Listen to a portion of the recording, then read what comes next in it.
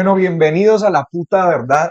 Esto es un espacio para reflexionar a profundidad sobre temas candentes de la actualidad, ¿cierto? Así es, ¿cómo están?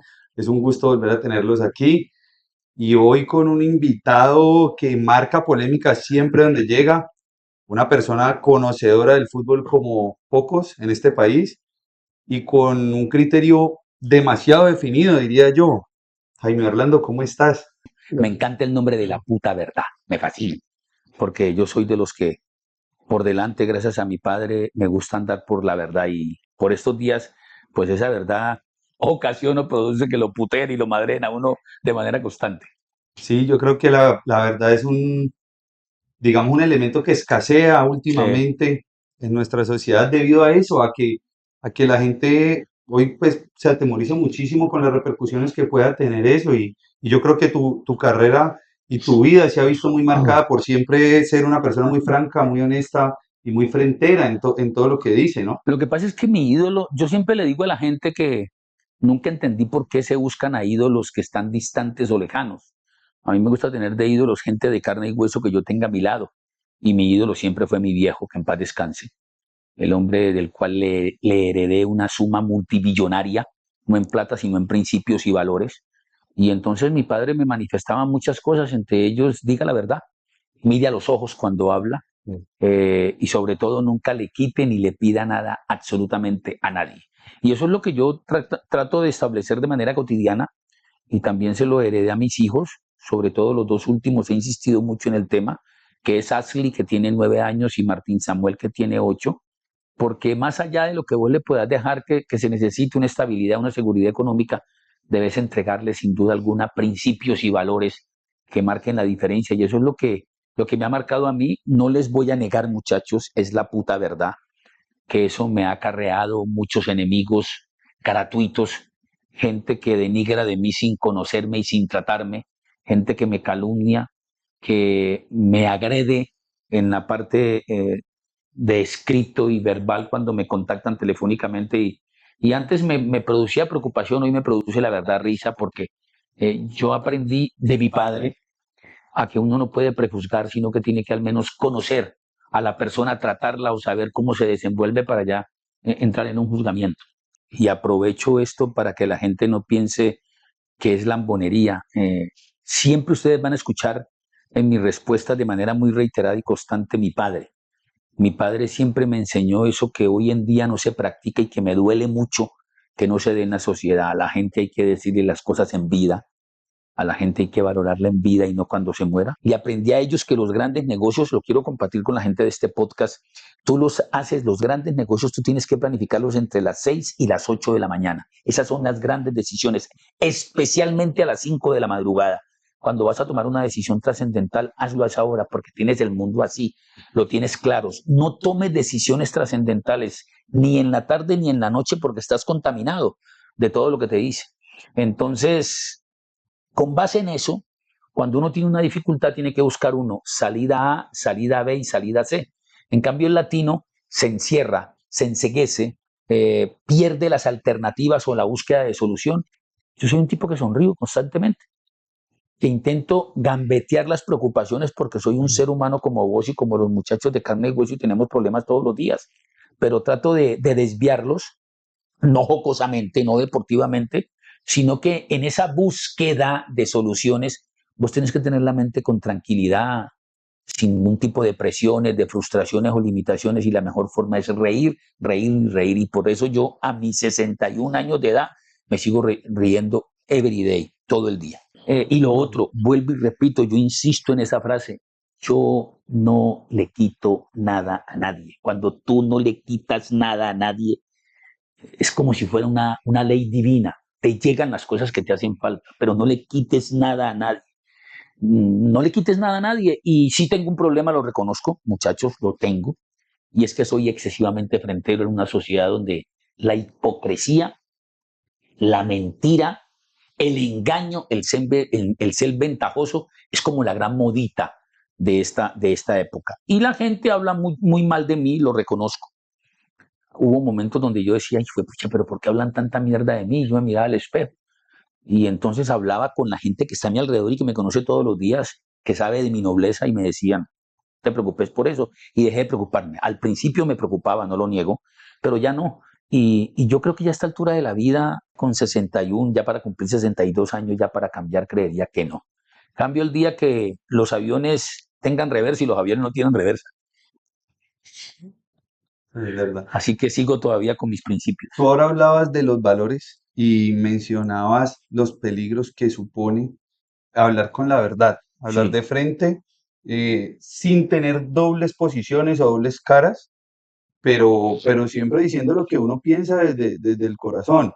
Nosotros en este proceso también hemos vivido esa situación y entendemos de lo que tú estás hablando, o sea, a lo que te refieres, pero te quisiera preguntar, ¿cómo has lidiado con todo eso a lo largo de tu trayectoria y cómo eso ha influido de pronto en las posiciones que tomas o no tomas? Mm,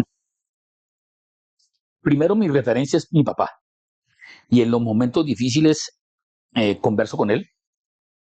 Yo tengo un recorrido de Cali a Jamundí solo y de Jamundí a Cali solo. Yo vivo en Hacienda del Castillo y ahí converso con él. Y yo soy un tipo que me quedo dormido 12:30, 1 de la madrugada.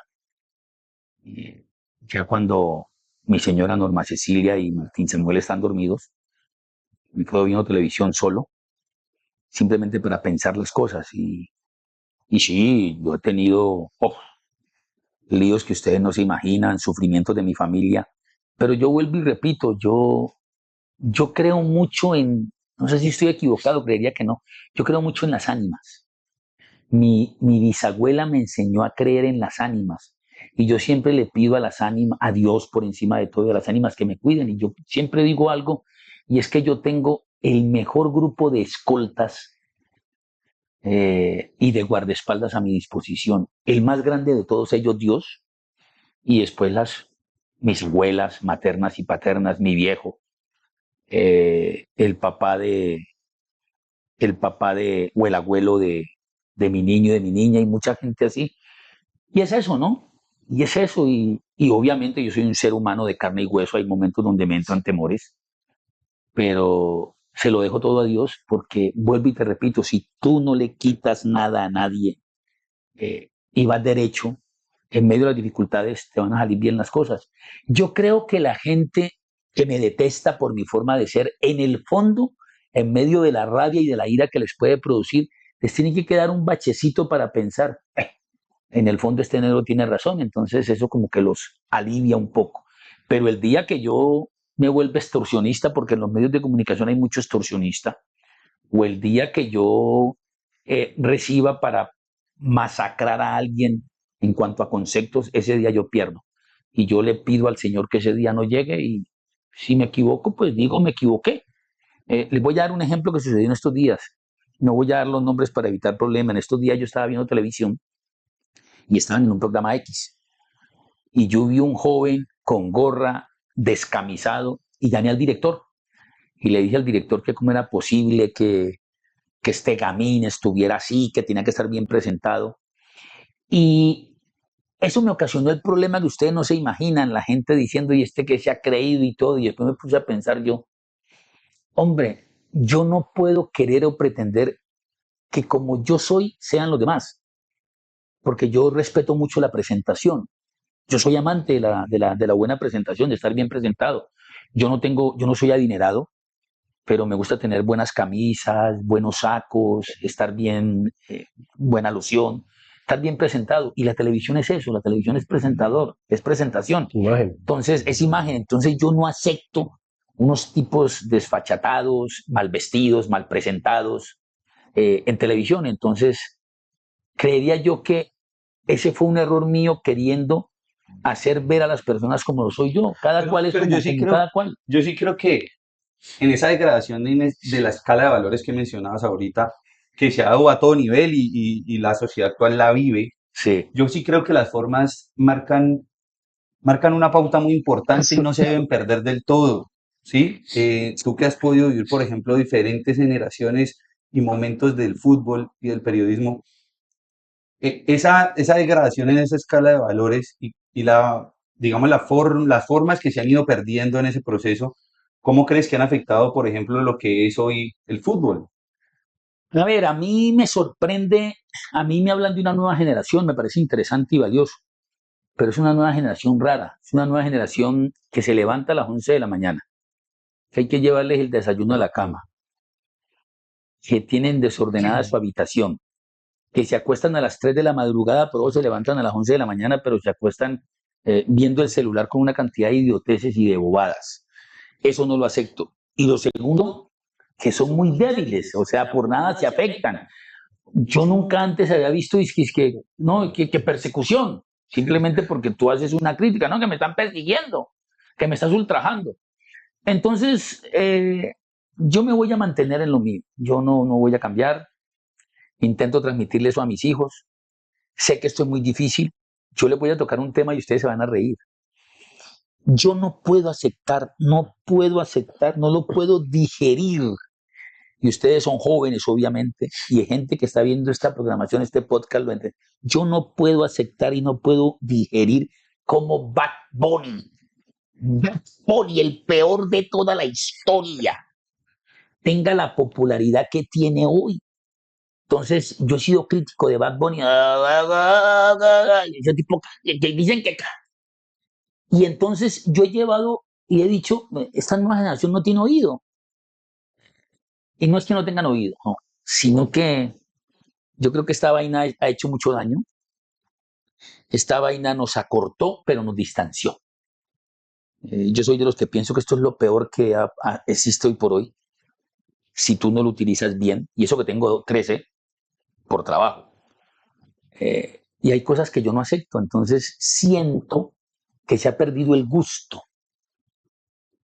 el digerir las cosas, al olfatear las cosas, al escuchar las cosas. Pero concretamente en el fútbol, por ejemplo, Dinas, el tema de, o sea, el fútbol es una vaina que mueve pasiones, Sí. ¿sí? Y yo lo he vivido siempre desde ahí, mi vida la ha marcado en muchísimos sentidos el fútbol, pero yo siento que hoy, por ejemplo, el jugador, el periodista está más pendiente de qué le opinaron en las redes, de si les dan A ver, likes te voy a dar mi del opinión, corte, el tatuaje. y es una opinión que va a crear escozor, obviamente, va a crear dificultades porque es directa.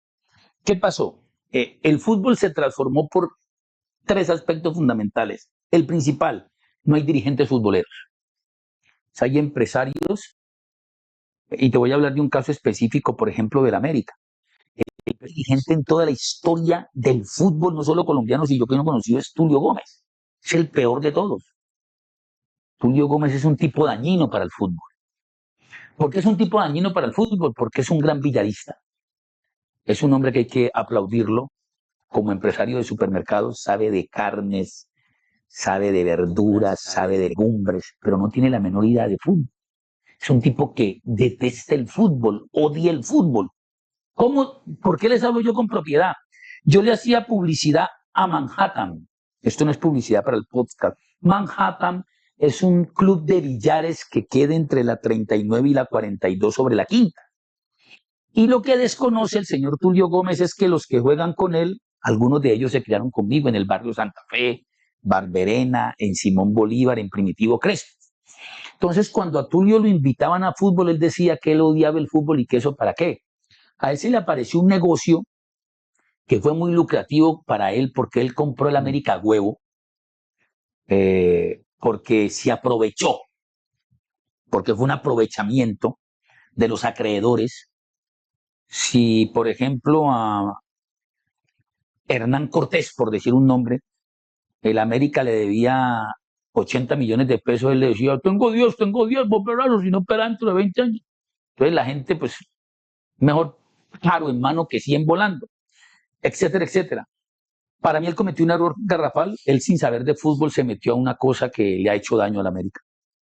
Entonces, ¿por qué les coloco ese ejemplo? Porque es que así ha sido y se ha ido regando con la gran mayoría de equipos. Tipos que no tienen la menor idea de eso y se meten a hacer eso. Florentino Pérez, que lo he entrevistado en 3 oportunidades, Florentino Pérez, voy a decir algo que la gente dirá, este tipo está loco, no tiene la menor idea de fútbol, ni le interesa saber de fútbol. El negocio de él es inmobiliario, construcción. ¿Qué vas a ver cómo juega Florentino Pérez, cómo juega Vinicius, Mbappé, cómo jugó Siderícia? Y además no le interesa. El tipo con su grupo inversor colocó una plata y simplemente le dijo a un grupo que sí sabe de fútbol, futbolero, respóndanme por eso. Y usted por eso ve a Florentino Pérez que nomás se presenta 2 veces. Cuando arranca la temporada presentando a los jugadores y cuando tiene que levantar al lado de los jugadores el título, no más.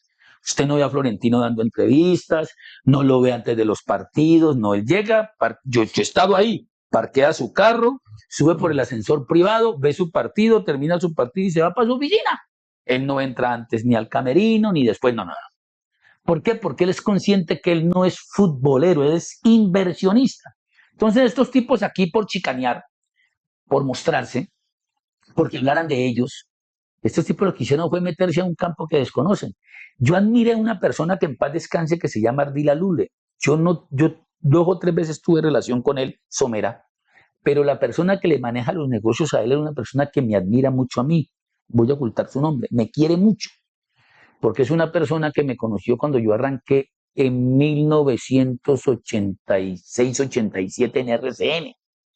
Desde el siglo pasado me conoce él. Y entonces él me contaba, por ejemplo, cuando Nacional, y les voy a hablar de un nombre que a los americanos les puede doler, pero es la verdad. Ardila Lule llega a Nacional no por el fútbol, llega es por su producto. Ellos mandan a hacer un estudio y se dan cuenta que en el costa atlántica y pacífica y en el eje cafetero estaban muy pobres en la venta de su producto. Y en ese estudio, ¿qué pasó? El del doctor Carlos Ardila Lule, que en paz descanse, y su empresa, la organización Ardila Lule, en ese estudio se dieron cuenta que el 83% de los tenderos y panaderos eran paisas. Y de ese 83%, o sea, ese 83% es el universo del 100%, el 67% eran hinchas de Nacional. Entonces el tipo se metió en Nacional, no por ser Nacional. Sí, se las cambio. Sí, por ejemplo, ese 87% hubiesen sido hinchas del América y o Deportivo Cali, entonces él se mete a la América y o Deportivo Cali, él se mete a Nacional porque en el estudio de la organización Ardila Lule eran hinchas de Nacional, los dueños de panadería, y como los paisas tienen una peculiaridad, los paisas te montan una tienda y necesitan 10 trabajadores y te llaman 7 paisas y 3 de la región. Eso hacen los paisas. Y vamos a montar una panadería. ¿Cuántos trabajadores necesitamos? Necesitamos 10. Ah, pues llamemos a 7 hermanos en Medellín, ¿no? ¿Qué país hay por aquí, varón, para que lo traigamos? Esos son ellos, un clan. Entonces ellos le meten el billete y entonces van y le dicen y le mandan, le muestran el estudio, porque eso me dijo el amigo mío, le muestran el estudio del dijo, necesitamos $20 millones, y él les dice, les voy a dar 3. Pero me responden, usted nunca el doctor Ardila Lule, que en paz descanse, se metió a contratar un técnico, un jugador. Usted le preguntaba al doctor Ardila Lule Armani y él creía que era la loción. En serio. O la ropa, él no tenía la menor idea que era huevonada. No tenía la menor idea que era huevonada, él simplemente era eso. Entonces, ¿qué les quiero decir? Esto se perrateó, esto se volvió una mierda futbolísticamente hablando cuando estos tipos, creyendo que sabían de fútbol, se metieron en el fútbol. Y no tienen. El fútbol, Miguel Andrés, es distinto al manejo de supermercado, de tienda de textiles, de zapatería, de perfumería, es distinto, porque vos manejas pasión y sensación, y tenés que ser olfativo, tenés que haber tenido el tacto del fútbol. Entonces, vos tenés que preparar gente para eso. Pero entonces habían 3 puntos. Primero, los directivos. Sí, los directivos. Segundo, los empresarios. Los empresarios se dieron cuenta que ese era un negocio demasiado lucrativo. Entonces, ¿qué hicieron? Hábilmente se aliaron con los dirigentes. Se transformaron sutilmente al empresario, al dirigente en empresario. Ya eran 2, faltaba uno en el escalafón. Era la prensa. Entonces, porque en el pasado la prensa te apretaba porque la prensa era futbolera y entonces vos te cabreabas y no podías traer un técnico cualquiera ni un jugador cualquiera. Entonces metieron en el negocio de la prensa. Y eso es lo que para mí tiene perrateado hoy por hoy el fútbol. La dirigencia, los empresarios y la prensa. La prensa vendida, arrodillada, carroñera, como digo yo, que por recibir una pauta, por recibir un aporte mensual, no transcriben la realidad y la verdad del fútbol profesional colombiano. Y por eso nos hemos venido a menos. Y no es la primera vez, desde hace muchos años, perdónenme que hable en primera persona, yo fui el primero que comencé a hablar de ello, que era una vergüenza el fútbol colombiano a nivel internacional, y vos ya lo ves, el fútbol colombiano es una vergüenza a nivel internacional. ¿me entendés? Y si vos analizás, ningún jugador estelar del fútbol colombiano ha salido al exterior. No, son los muchachos que están formándose de 16, 17, 18 años que se muestran en la selección Colombia, sus 17 o sus 20 ahí mismo se los llevan. Se tenían de formar afuera. No hay ningún jugador de la Liga Colombiana que vos digas tiene 23, 24 años y es la gran figura del fútbol colombiano y se vaya para el exterior, no lo ves.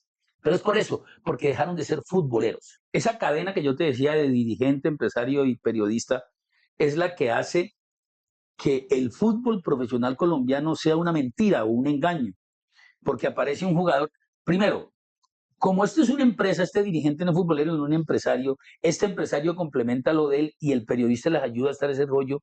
Entonces, en el fútbol, y arranquemos desde ahí, que es un tema al cual poca gente le ha metido la mano, porque es un tema demasiado, excesivamente susceptible.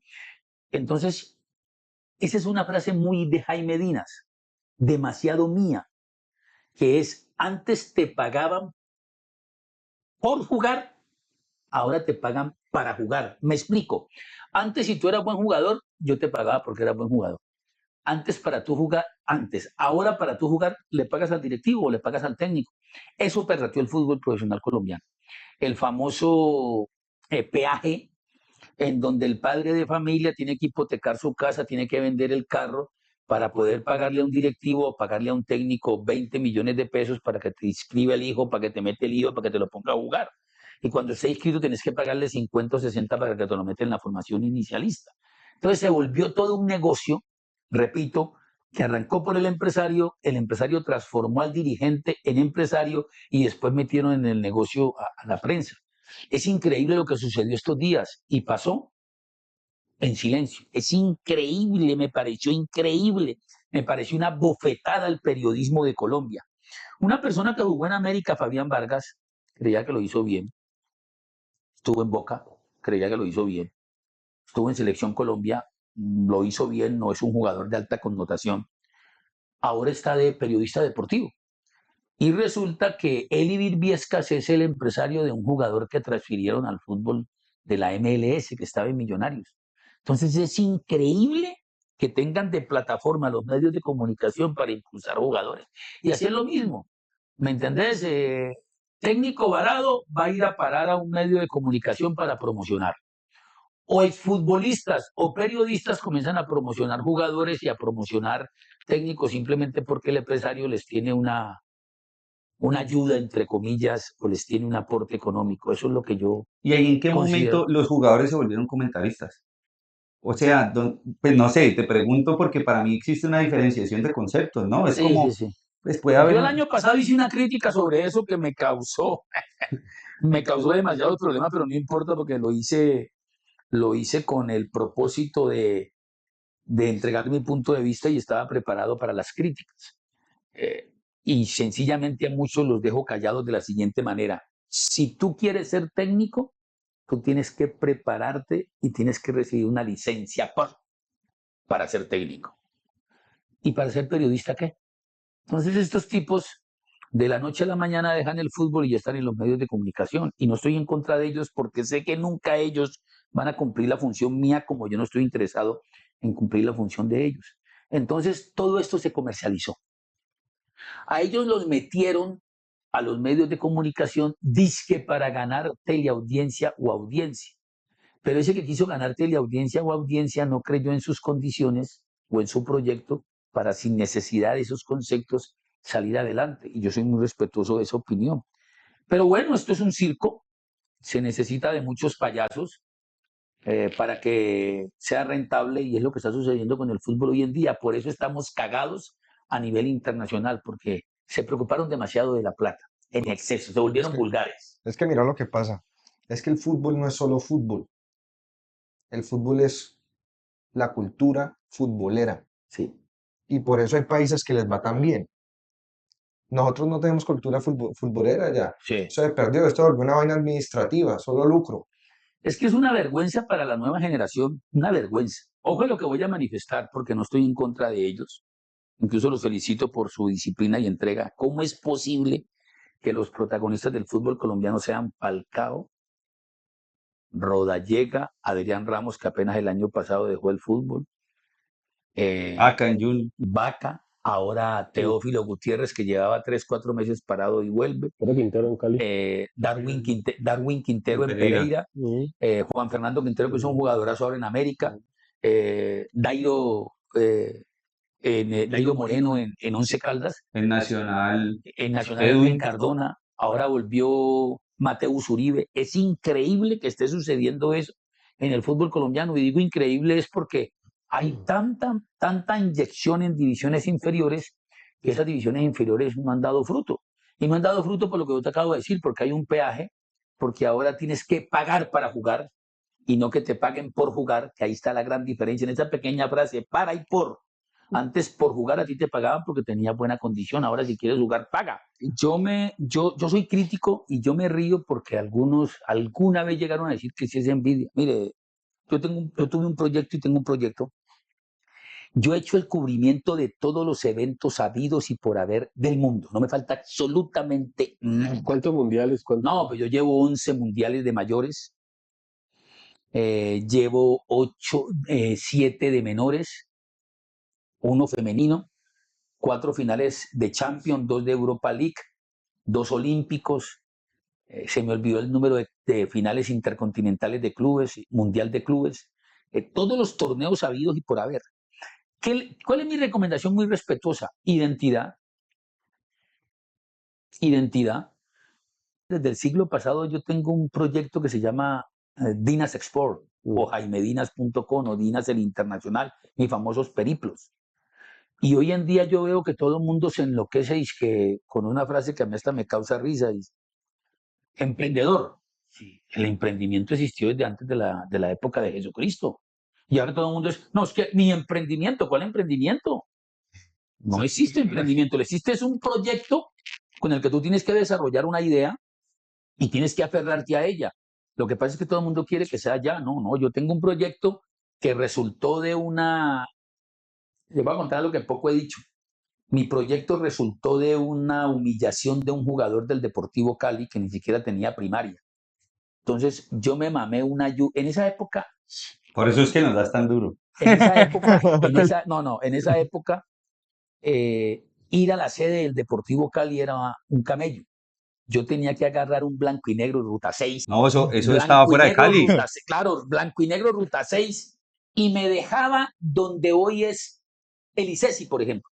Ahí en Cañas Gordas, ahí me dejaba. Y había que correr un pirata. No, ¿cuál pirata? En la época no era pirata, era a pie. Dios. Y eso no estaba pavimentado, era a pie. Cuando llovía, había barro hasta aquí, hermano. Entonces ese día llovió y llegué yo con barro hasta aquí. Y le pregunto a un jugador, no voy a dar su nombre. Hombre, ¿me puede dar una nota? Y pinchado, no quiero hablar hoy. Tipo que ni siquiera había estudiado primario. Entonces se me salieron las lágrimas, me hice a un lado y me habló, no puede ser esto. Y entonces ahí fue cuando yo dije, no, yo estos tipos no los voy a seguir más. Voy a armar mi proyecto. Y ahí fue cuando apareció mi proyecto internacional, de ir a hacer cubrimiento internacional. Cuando estábamos haciendo lo del mercadeo o el marketing de la página jaimedinas.com, yo le dije, de un tipo que había estudiado, yo le dije, no, me falta, yo quiero tener el mundo aquí. Y el tipo me volteó a mirar.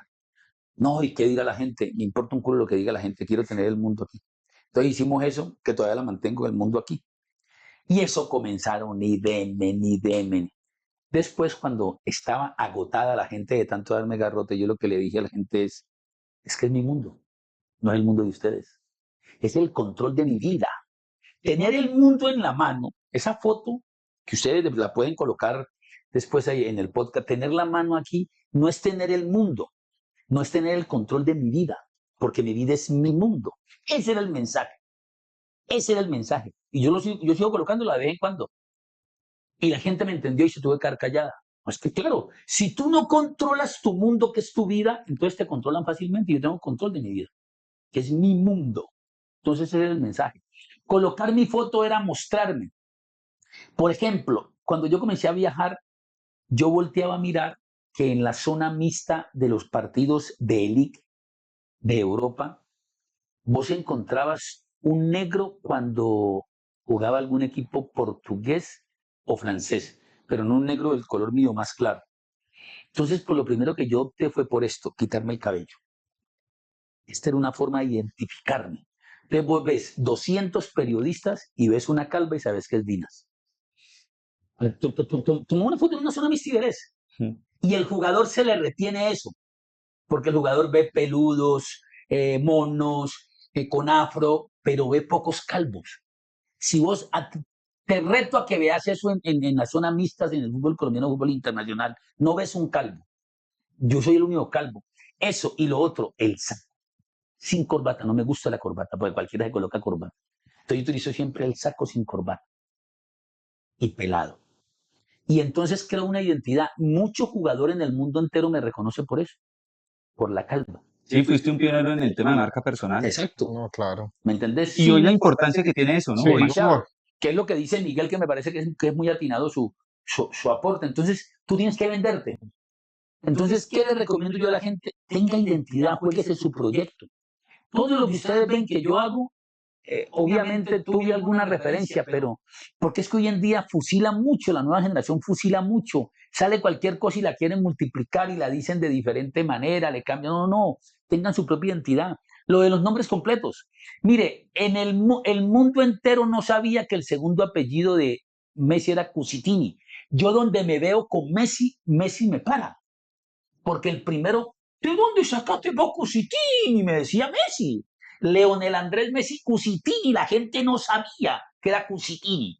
Me demoré casi un año porque el argentino no utiliza el nombre de materno. No, el argentino es Leonel Andrés Messi, hasta ahí llega. Sí, no es una costumbre del sur, Cultura. es cultura de ellos. Y en Colombia, si vos analizás, es casi lo mismo. Entonces yo comencé con los nombres completos.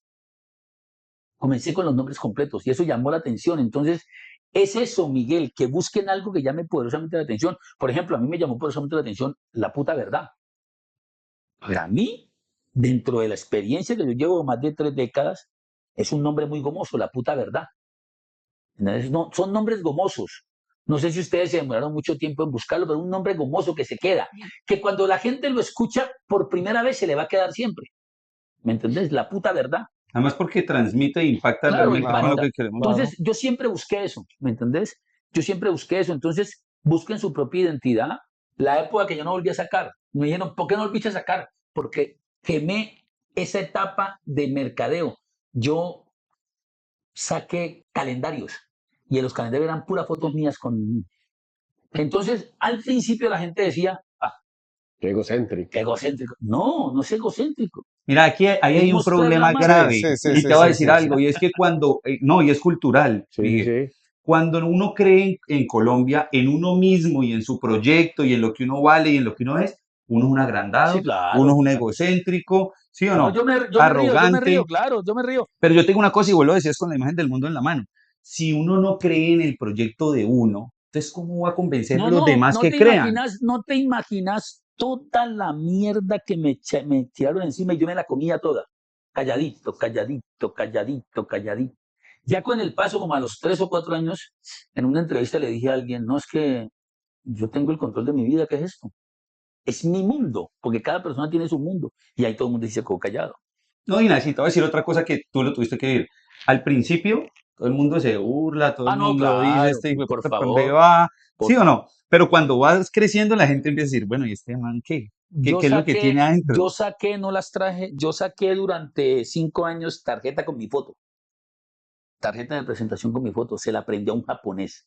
Entonces un japonés me invitaron a un desayuno y entonces ellos llegan y te pasan, apenas te dan el saludo así, te pasan la tarjeta, Ujú. te la pasan. Y yo veía la foto, entonces yo la recogí como 5 tarjetas y todas con fotos. Entonces le pregunté al amigo mío, al japonés, que tengo que llamarlo en estos días, hay tiempo no me veo con él, que por qué la foto y el tipo me mató, me dijo, es porque es tu identidad. Porque todos tenemos los mismos rasgos, entonces tenemos que buscar que nos identifiquen.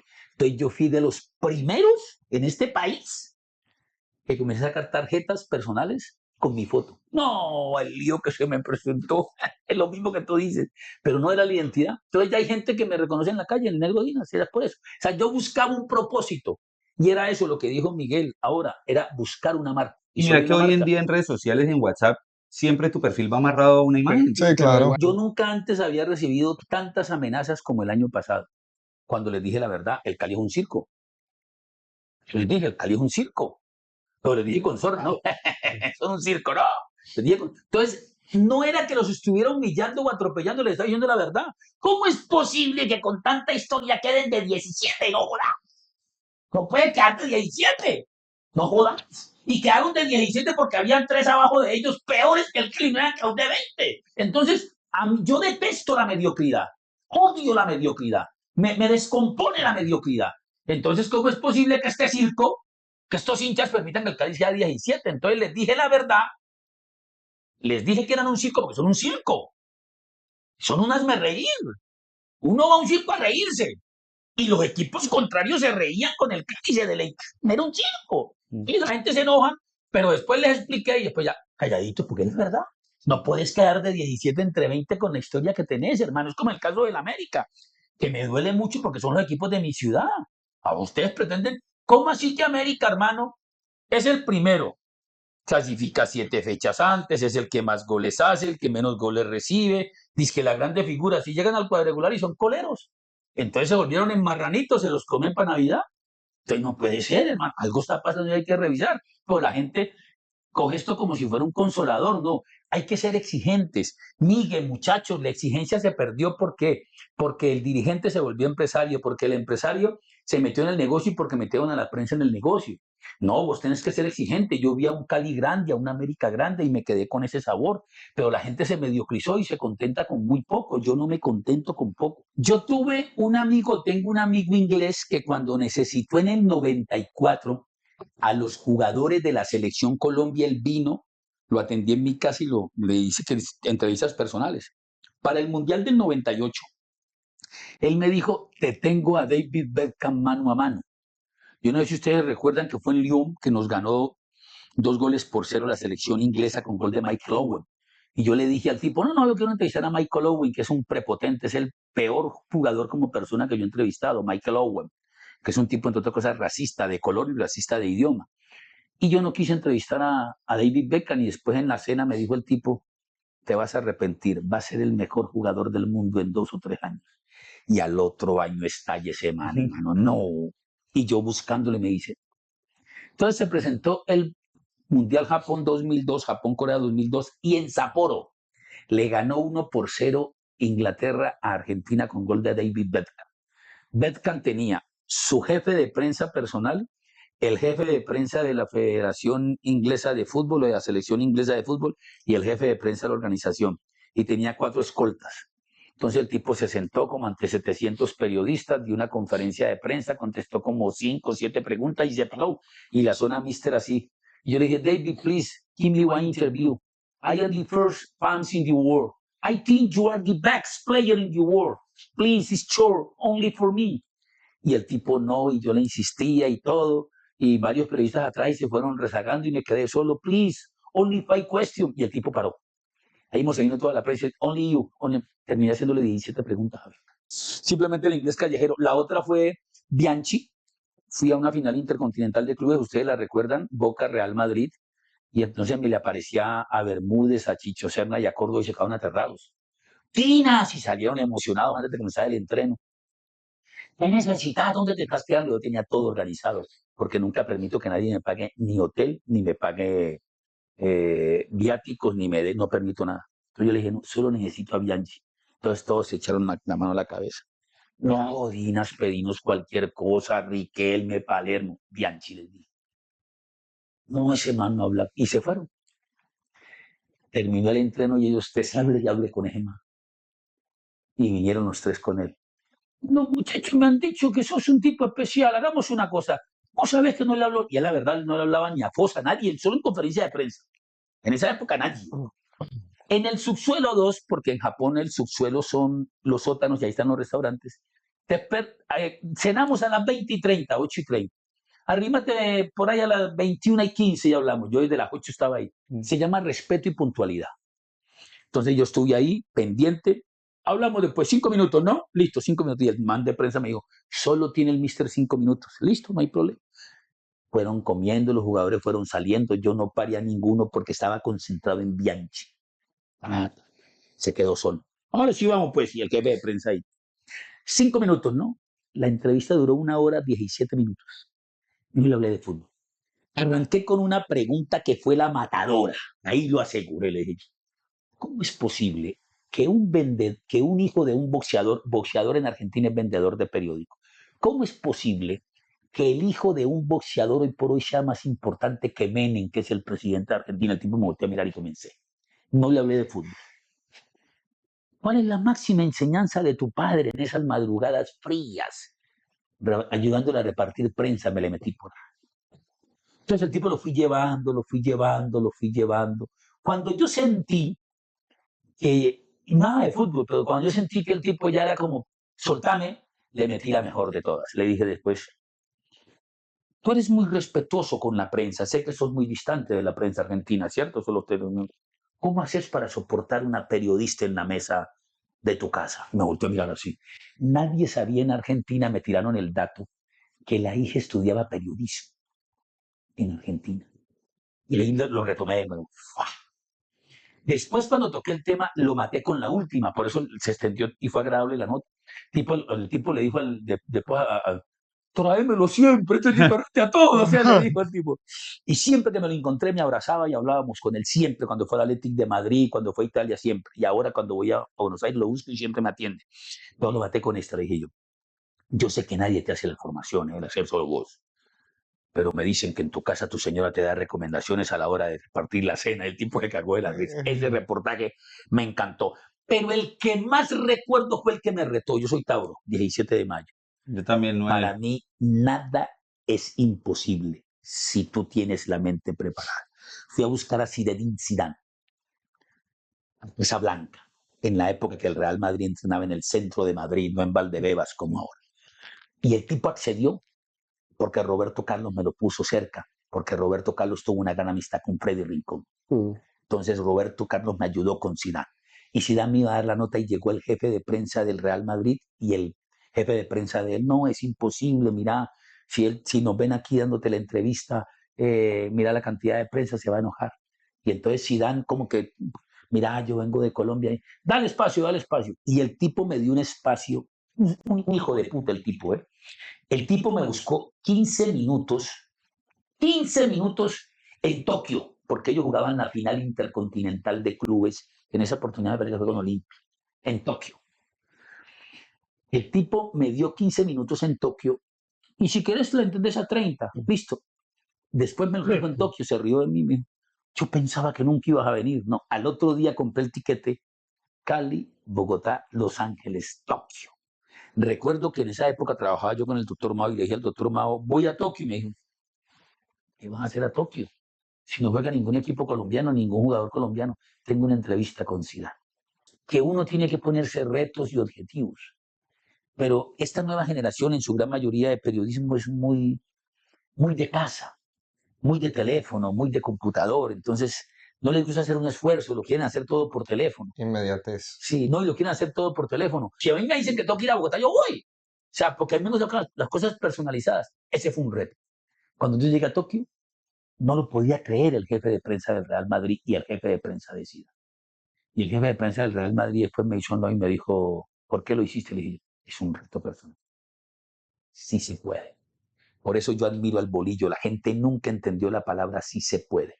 La palabra de bolillo sí se puede, porque yo hablé ese tema con bolillo filosóficamente. Es decirle a un país que estaba ciego y que creía que no era posible, que si tú te lo propones, todo es posible. Todo es posible si tú te lo propones. Todo, absolutamente todo es posible. Tienes que manejar la ansiedad, los tiempos, los espacios, la tranquilidad, no afanarte. Entonces yo me medí. Y después de ese viaje que hice, fue que yo comencé a ir final de Champions, final de Europa League, Eurocopa, Mundial de Clubes, final intercontinental de clubes. Creo que llevo 11, 12 Copa Américas, he perdido la cuenta. De Y todos comencé a ir a esos todos los países. eventos, y porque nos has contado la importancia que ha tenido en los viajes para ti, Sí, sí. ¿cuál ha sido el que más te ha marcado y por qué? No, la final de Champions. No, la final de Champions es de puta madre. No. No hay nada igual a la final de Champions. Es una ceremonia, es una cosa es una cosa loca, es una cosa fuera de serie, es una cosa sensacional. La final de Champions es algo aparte, ¿me entendés? Lo vivís, es una ceremonia, es la élite del fútbol, es algo, incluso si Dios me bendice, este 31 de mayo, juegue quien fue que estará en la final de Champions. Yo no me perderé de aquí en adelante una final de Champions, no me la voy a perder. Jaime, No te quepa la menor duda, es el evento más espectacular del mundo. Jaime, en el programa tengo una pregunta Yo acepto todo tipo de preguntas, siempre. clave Sí. que le hacemos a todos los No, invitados. yo acepto todo tipo de preguntas. Decinos a nosotros y a los que nos escuchan, nos ven, una puta verdad que nadie quiere escuchar, pero tiene que escuchar. No, son varias, por ejemplo. Bueno, ya la dije, que el Cali era un circo. Otra verdad también que tiene que ver con el Cali, que no se preocupen del descenso, van a desaparecer. Si no le prestan atención, van a desaparecer. Yo soy amante del Cali, tuve la Sí, oportunidad sí. de jugar ahí y la verdad es que para mí representa mucho. Yo creo que yo fui el que más celebró el último título. Yo celebré esos 4 meses, casi me muero. Pero da tristeza ver Sí, cómo está el claro, Cali. Y te voy a decir algo, aquí falta autocrítica, lo que decías. O sea, yo siendo muy hincha del Cali, le doy palo a la situación. O sea, uno no se puede acomodar a las situaciones. Si yo quiero mi equipo, yo tengo que ser autocrítico y decir, hermano, no estamos jugando a nada. ¿Cómo es posible que este fin de semana le metemos 3 a un equipo de primer nivel y en 8 días llega un equipo de abajo de la tabla y nos mete 3? Sí, O sea, sí, eso, sí. eso no tiene sentido. Nos quedamos Mira, 4 partidos, 1-1. a mí me preguntan siempre que si soy hincha de Cali o del América. No, yo le voy a decir a ustedes algo de todo corazón, desde lo más profundo de mi corazón. Mi padre me enseñó a ser hincha de Del buen fútbol. fútbol. O sea, mi padre me llevó a ver jugar al América y al Cali, me llevó a ver jugar a Millonarios cuando venía. Entonces yo siempre le digo a la gente, pero es que yo soy tan crítico y tan exigente. Hermano, mi papá me llevó a ver un jugador, Miguel. Qué pena por el señor James Rodríguez. Yo vi jugar a Víctor Campas. Pregúntale a tu papá. Claro. No. Víctor Campas, yo vi jugar a Cuero, a Bardi Ortiz. Por eso me enamoré, no del América, sino del fútbol de América. Quiero que me entiendan eso. En el Cali mi papá me llevó a ver un negro que se llama Nilson Severino Díaz, era un brasilero, puntero, habilidoso. Yo vi jugar a un Maña en todo su esplendor. Arboleda, el señor El James maestro. Rodríguez no le puede llevar un payo a Arboleda. El maestro. No le puede llevar ni siquiera esta cosita de agua. No. Por eso estos mocosos, babosos de hoy en día no tienen ni idea de qué es fútbol. Entonces yo era exigente. Mi papá, mi fútbol. Entonces, a mí me empiedra. Yo no soy antiamericano ni antideportivo Cali. Me empiedra que los hinchas del Cali y o América y o Cali, en el final del torneo tengan que comprar un televisor para ver la final a Medellín, a Nacional, a Tolima, a Once Caldas, a Santa Fe, a Millonarios, a Junior. Eso es lo que me empiedra. ¿Me entendés? Eso es lo que me empiedra. Entonces, quítense de la cabeza ese problemita que tienen, esa enfermedad que tienen de que yo soy hincha del América o del Cali, o soy anti-América o antideportivo Cali. No, yo soy antifútbol. Y no me gusta la mediocridad. Y los equipos del Valle del Cauca se han vuelto mediocres, que simplemente arañan por meterse de octavos. Es una pelea por meterse de octavos. Y después en los cuadrangulares, pues miren las estadísticas. El América en los últimos años ha entrado a los cuadrangulares y ha terminado de colero, de último. Ni siquiera ha disputado finales, hermano. Ni siquiera ha disputado final que uno diga, perdió la final por un penal o por una jugada mala. No, nada. Entonces, yo no voy con la mediocridad. Dinas, este es un espacio que se identifica mucho con lo que tú estás diciendo. Nosotros somos amigos de nuestros amigos y para nosotros el respeto y la amistad es algo que no negociamos. No, yo tampoco deseo eso. Estamos de acuerdo ahí y cuenta con nosotros, con unos amigos y con un espacio que es tu casa y en donde siempre será bienvenida esa puta Hombre, verdad que tienes claro. para decir. Y en otra oportunidad aspiro y espero a estar con ustedes, a toda la gente que va a tener la oportunidad de ver este podcast, que los apoye, que los respalda, que los retuiteen, que los repliquen, porque es una puta verdad que es diferente a tanta mentira y falsedad que hay en esta sociedad. Muchas gracias por esas palabras, Gracias, Dinas. Dinas. Espero que todos los que hayan visto este capítulo y les haya gustado nos colaboren con un like y se suscriban a nuestro canal para poder seguir teniendo personajes acá como el Dr. Dinas que generan no solo enseñanzas, sino también mucha controversia. Pero están demorando a comentar, a comentar.